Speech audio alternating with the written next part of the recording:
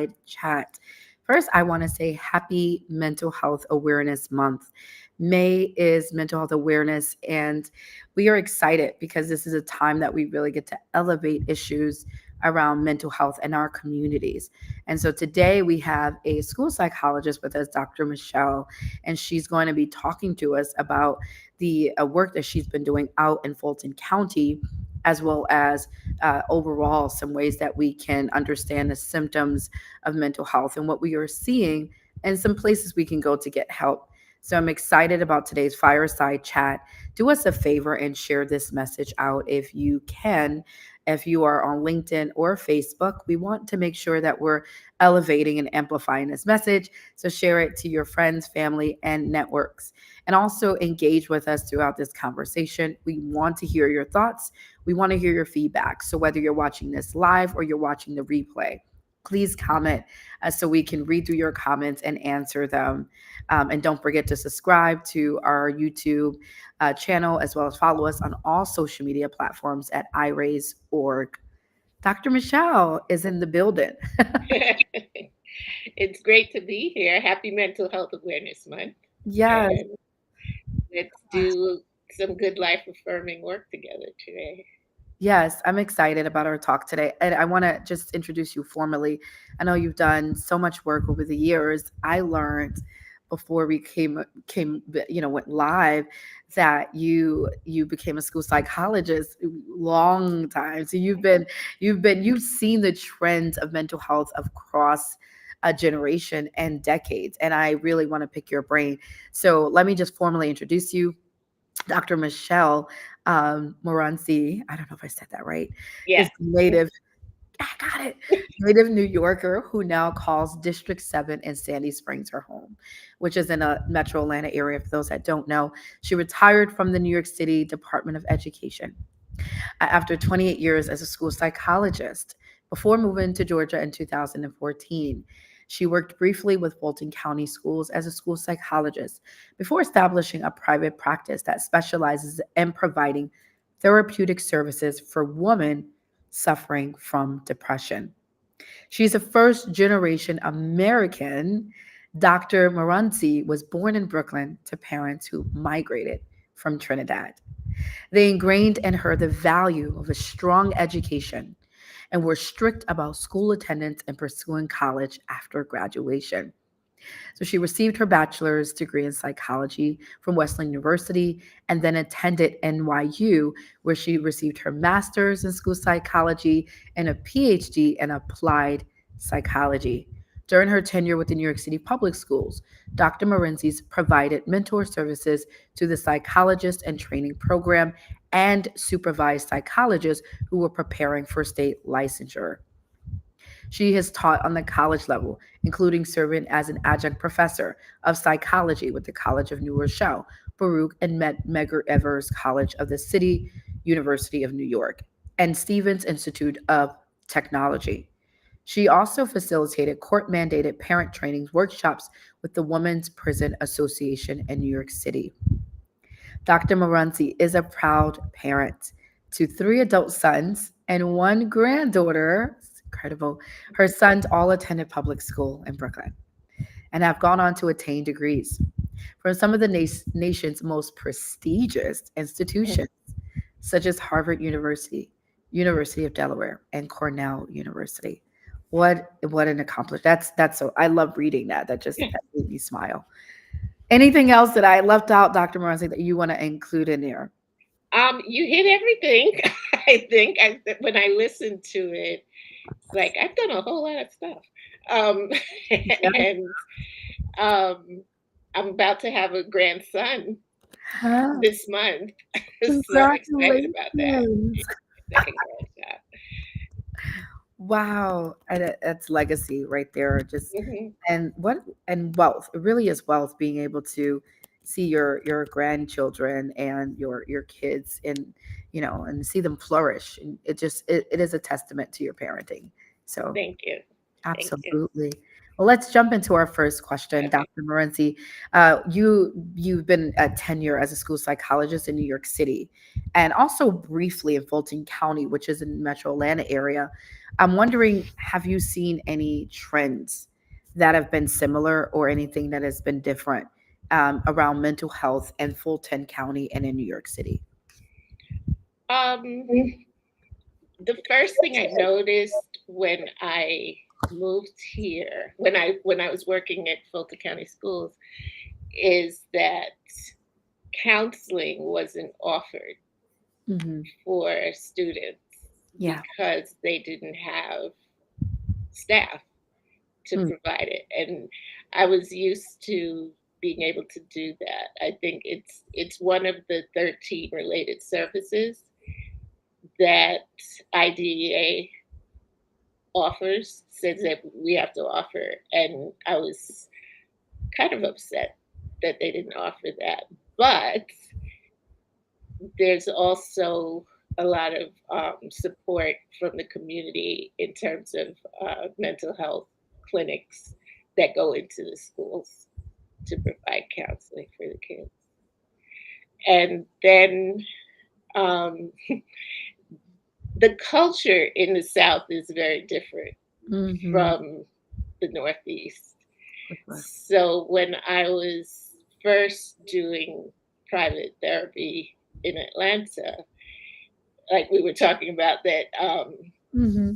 the issues I think were different. Um, One thing that I noticed, which was surprising to me, was that there was a lot of the women that I saw talked a lot about physical and emotional abuse in their relationships. I think just about every woman I worked with talked about that. Wow. And I was surprised, but now I understand the culture a little better, and so I kind of get it, but it's still upsetting to me, you know, that women didn't feel supported in their communities.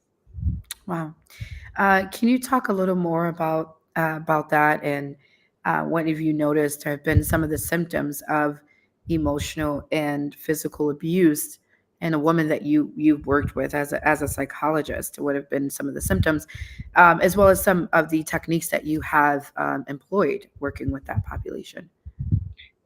Well, usually when they would come in, it's it was kind of a last resort because in the Black community we don't generally reach out for mental health services. Yeah. And what I found here is that um, I don't know how to say it without sounding obnoxious, but but However, the come. the church is very, very important. Yeah. So women will go to their church, Mhm. and I worked with several women who were abused in their churches Wow. and didn't know who to go to. Mhm. So what I like to do is provide resources Sure. for for women and for children, anybody. If I can find it, I will share the resources. And I mean, just yesterday, uh, someone called me looking for testing for her 20-year-old son, and I don't do testing anymore, and I certainly don't do kids that old. When I did, and I didn't have a referral, but then I remembered somebody who I met at a conference a Yeah. few months ago, so I gave her that information, and she was so grateful Yeah. because she said nobody that she had spoken to had even listened to her. Wow. And I think, the women who I've worked with just want to be heard. They want somebody to listen to them. I had a young lady who worked with me, and her father was he was a not a deacon, but she said an apostle or something that I had not known about. Yeah, So she felt that she couldn't go to him sure. with her concerns. And when she did, her family kind of stuck together against her.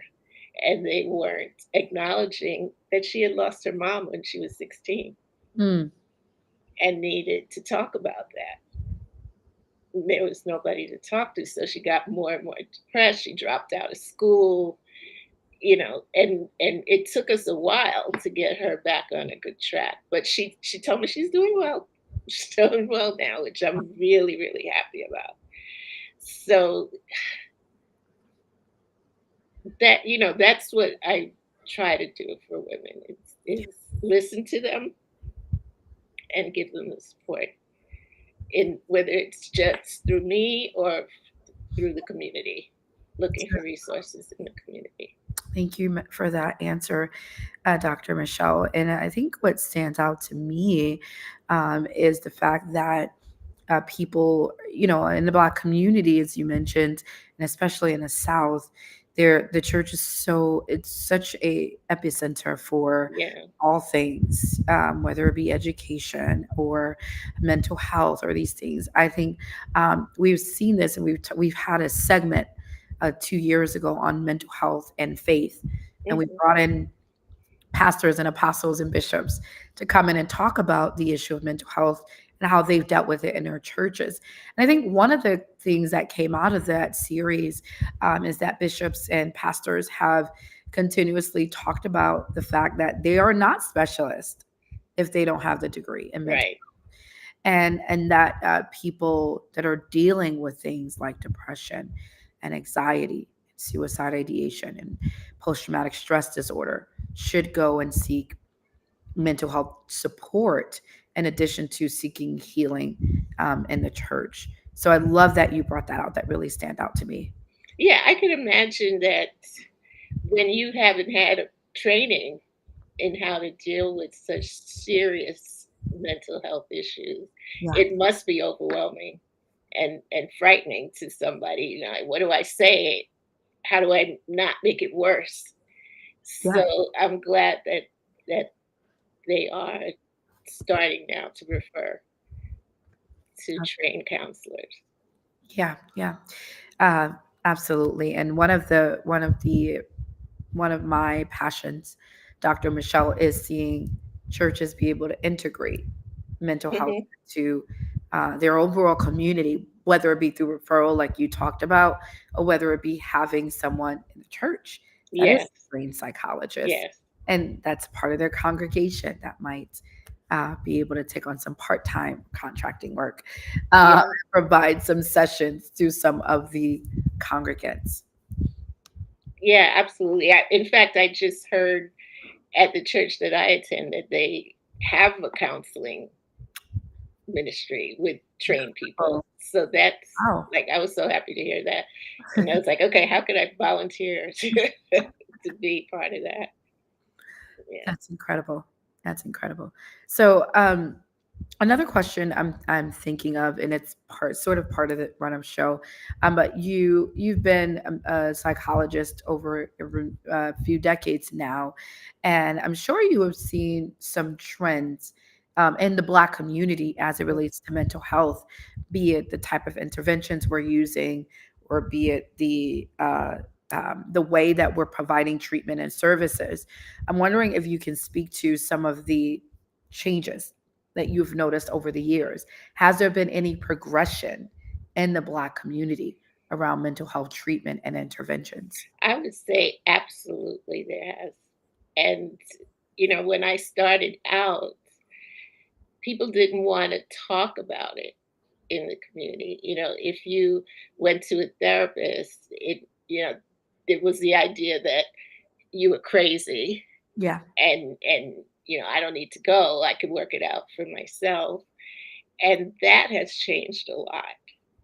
I Yeah. think with all of the information that we're pumping out, people are understanding that no, it doesn't mean you're crazy. And, I tell people sometimes that's not a thing. It's not Yeah. a diagnosis, and um, and people are more. What I noticed was way back when I first was doing testing and evaluations, there wasn't enough information Yeah. for parents. So when they were working with their children, they always thought, I've done something wrong. Right. And so they're embarrassed. They were embarrassed about having to go to help for their children. Mhm. And now I think the amount of information that's out there helps them understand, well, sometimes kids have issues and don't ignore them. Let's work on it when they're young so we can get it under control. And I would have parents come in and they want to drop off their kid and say, you fix them. And I'm like, no, I don't do that. And, Right. and when you give them, I always gave them homework. And what it was is parents would feel like when the child got home, they should just be better. And I'm like, we all have to work together. You can't just expect that, I'll say something to your child, because often the child is brought in because they're the identified patient and there's stuff going on at home or at school that's causing them to act out. And Yeah. we have to really deal with that. Yeah. I don't know if maybe they're having a learning problem, maybe there's marital issues, Sure. and kids will act up to take the attention off of the parents, so now the parents have to pay attention Mhm. to them and they're not fighting, and so there's so much, and I really encourage families to come in, which by the way is really difficult. Yeah. Um and I also noticed more men calling to Mm. come in, black men Right. coming in, which was unheard of, Wow. a few years ago. Mm. It's recent that black men are asking for help, which is a wonderful thing. Yeah. That's incredible because Black men typically are anti. I think there's a stigma around that. Mhm. Can you speak to what You this know, have I been? think men think, well, I'm a man, Yeah. so I'm supposed to be. I fix things, Right. so I should be Ah, able to fix myself. yeah. And it doesn't always work out well, Yeah. and so I think between women getting more help Sure. and being able to talk to the significant other in their life, Mhm. it's working, you know. And also I noticed, and this is a hard one, the Caribbean families, they Ah. do not do therapy. And so when I would get a Caribbean family and get the husband or the dad to come in, that was major. That was a miracle. That was major because they did. You you're supposed to suck it up and keep moving, and things had to be really bad For to you to. get the whole family in. And Mhm. but I was able to do it sometimes. It's just Yeah. it's difficult. Wow. Yeah, I know it's so fascinating, Dr. Michelle, to hear about culture, Mhm. how every culture is so unique, right? And so different in a way they see mental health. But I think one of the trends that we've seen across Black and Brown cultures have been this stigma of mental Mhm. health. And I do believe we've done a good job over the years at raising awareness on a larger scale. But I wonder, how do we make it more accessible, and also um, how do we raise awareness more in homes and families? So I think that's where a lot of the work and the healing needs to happen.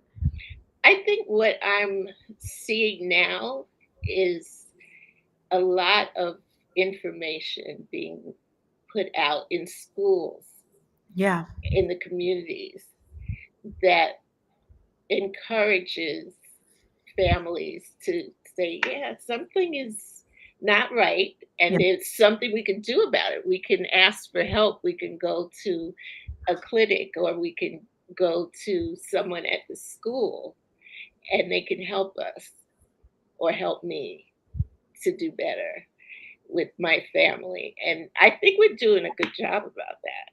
Yeah. It's a matter of if they're going to really access the information, Yeah. so as clinicians we just have to keep pumping it out there, you know and there's so many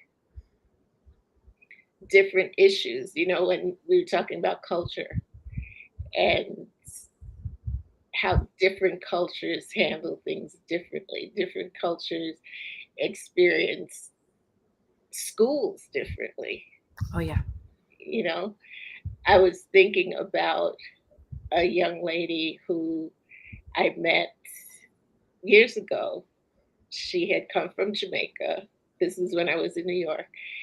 And um, she didn't go to school on a regular because she was helping her grandma at home. So she would go to the market, she would do different things. And she came in and was below grade level. Mm. But you can't always say that a child who's below grade level has a learning disability when they're coming from another country. Yeah. Right. You have to That whole really, other complicated. it's a whole thing. Yeah. So Yeah. Yeah. when I went to observe her in class, I noticed she was looking around. She was really distracted. Sure.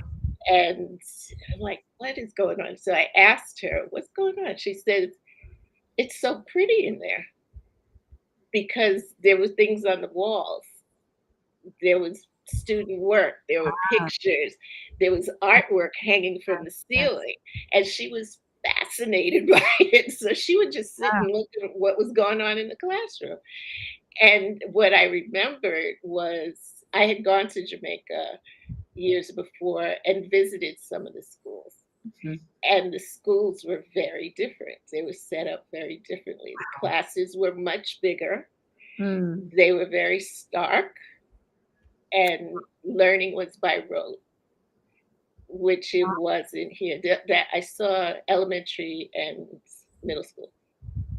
And so coming to an American school Yeah. was just totally different. Plus, you have to add that she'd been separated from her grandma. Mm. She had been separated from her mother Sure. while she was with the grandmother. And we have winter in New York City. and, Yeah. and that How was cold it is. that was a shock for her that the sun could be out and it was so cold outside. So interesting, Dr. Michellle, you when you talked about the weather piece, that right there, because I think even season wise, when seasons are changing, holiday season, right? And it tends to be darker, longer, and Hmm. faster. Depression tends to go up around that Yes, time. So even yes. and the correlation between weather and people's mental health, but also especially if you're coming from a sunny place where the Hmm. sun is shining, you're getting all that vitamin D, and then you come here and it's freezing and it's dark. Dark, you can't go outside and play. You can't, it's too cold. You can't, even at school, you Yeah, can't really go outside for too long because it's very cold. It's such a culture shock. that is huge.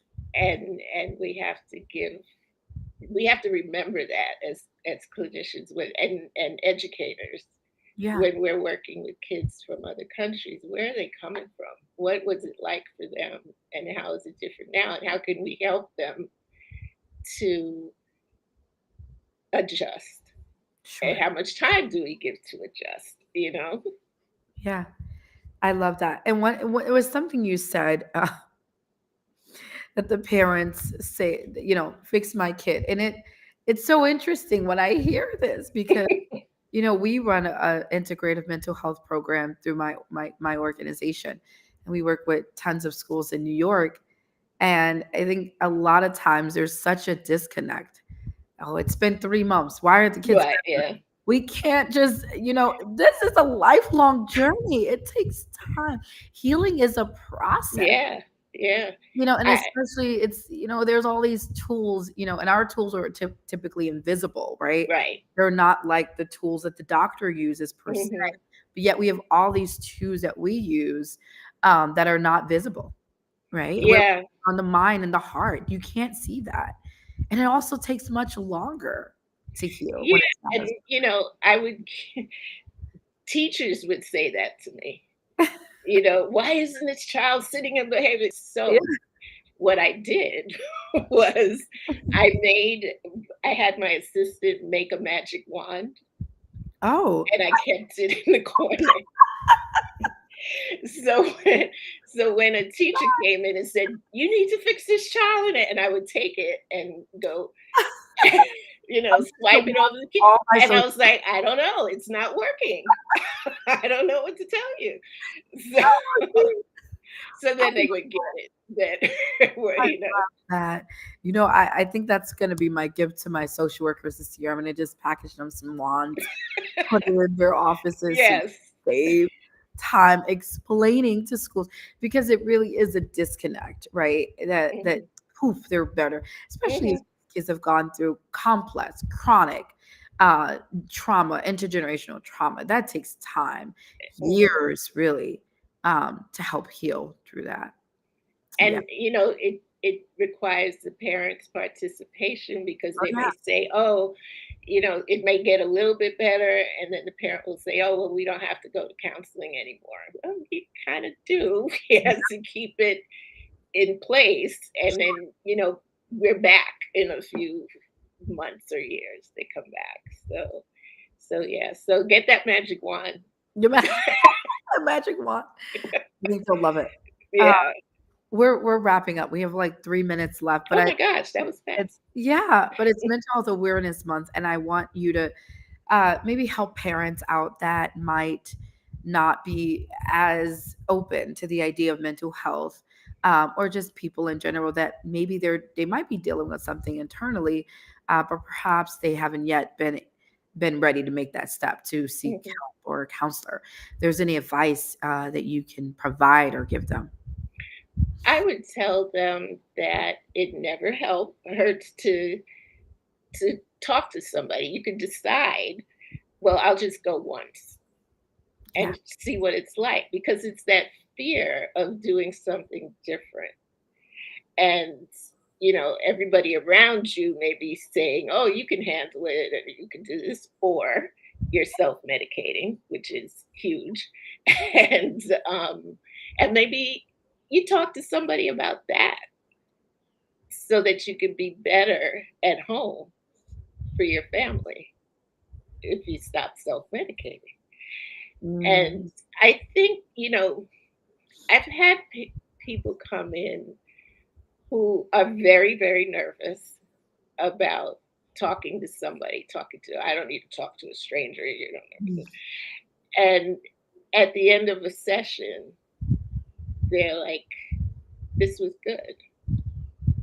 And I would tell them also to interview whoever you're going to work with mm, because everybody doesn't connect with everybody. that's right. So you have to feel a connection with that therapist. And it's okay to say, well, I don't think this is working for me, and talk to someone else. And then until you find that connection that clicks. It's so important. And one of the things that I wanted to mention, it's about educators and that we need to be sensitive to what they are going through Sure. with the kids. They went through a lot during the pandemic Mhm. and had so much burnout when the kids came back. So we have to do things to take care of our educators as well as the children. Yeah. because they're the first line of defense, Mhm. you know. And if they're not good, then they can't help the kids and teach the way they need to.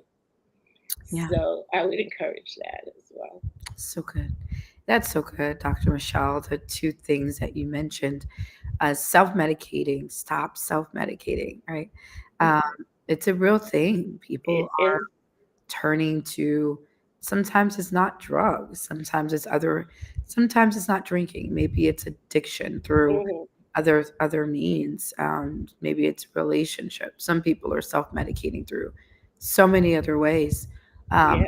but it's temporal and it's not going to give you, you're not going to be able to heal through that. Right. It'll Right. keep suppressing what And you're. they know that it's not getting better. Mhm. But what else do I do? Well, guess what? you can you can talk to a trained person who Right. can walk you through this, Yeah. and it will get better. Yeah. Ah, I love that. You can talk to someone. Hmm. Will get better, right? And you don't got to do it by yourself. You don't have to live in torment if Yeah. but it's your decision. Yeah. You get the power to choose. And that, isn't that incredible? Because a lot of times you feel like things are happening to you when you're dealing with trauma. But when you make the choice and the decision to say, I'm going to get help, you take that power back. You don't become, you're no longer powerless. Um, so I love, Yeah. And also to know that, like we were saying, in the schools, it's a process, yeah, that when you go as an adult, as an individual, it's a process. absolutely. And things aren't going to change overnight. You've been living this way for years. So now you have to Right. learn a new way. And Hmm. that's going to take time. And it's okay. That's okay. Yeah. Oh, that's so good. That's okay. This was so good, Dr. Michelle. I Thank don't you. want to leave. I want to stay on. I know. I love time, and time is up, but we'd love to have you back and maybe in studio Sure. soon. Uh, Okay. our next season, we're over. Season 2 is over. We'll be launching season 3 in maybe another 4 months. Be great to Mhm. have you, and maybe around that time to drop in and I would love to. or This was very, very fun, very relaxing, and I've enjoyed it. Thank you. thank you. Thank you so much, Dr. Michelle. I appreciate you. We enjoyed your wisdom and all that you poured out. I love the fact that we're both from New York. We're out here in Atlanta together, so maybe we get some coffee or tea. You're Yeah, that probably would be a tea great. drinker though, because yeah, you're probably a tea drinker, not a coffee drinker. Yes, I am a tea I can drinker. tell. See, I know it. I know my coffee drinkers. We're a little fidgety. We move around a little much, but I know I'm dealing with a coffee drinker. Here's my cup of tea here. I love it, but we'll definitely connect outside and Okay. do this work. There's so much synergy around what we're doing around mental health. But for those that have been watching, please do us a favor and share this out. We want to ensure that we're getting the message out to the community. This is what you can do. This is your part, because I believe mental health is all of us, and I believe it involves all of us, which means you may not be a trained therapist, you may not be a social worker, but you've listened to this segment or you've scrolled on it. You can share it out. Somebody else needs to hear it. It is Mental Health Awareness Month. Let's do a good job together as a community raising awareness of mental health, because you never know who might need it. It might be the people that you see every day that look strong, that are going through something and that needs a therapist. So we want to make sure that we're all joining hands on this and we're lifting up these messages. So do us a favor and share it out. And then, of course, please subscribe to our YouTube channel and all of our social media platforms at iRaise.org. If you are a school in need of mental health support for your students, whether you're in New York City or Atlanta, you can reach out to us at info@iraiseinc.org. We come on site to schools, we provide our therapists to students, and we work with them throughout the entire school year. So reach out to us. We're one call, one email away. And finally, we are launching our executive coaching program on Monday, May 6th. So for students, for kids between the ages of 10, I brought the age down. So now 10 years old until 19 years old, if you want to start your own company, if you have a company and Mhm. you want to elevate it to the next level, we'll connect you with a business mentor. You'll get some incredible courses. I'll be teaching that for limited time. I do it only once a year. So get in while you can, and it is free of charge. And at the end, you'll be able to pitch your business to some judges who will eventually give some seed money towards your company. So please register for that. Registration is still open, and will stay open for the next few days. Thank you all so much for joining us and for watching this fireside chat. Thank you, Dr. Michellle, for all your work and for what you do and for your time and for sharing this space with me. Thank you. Thank you for having me.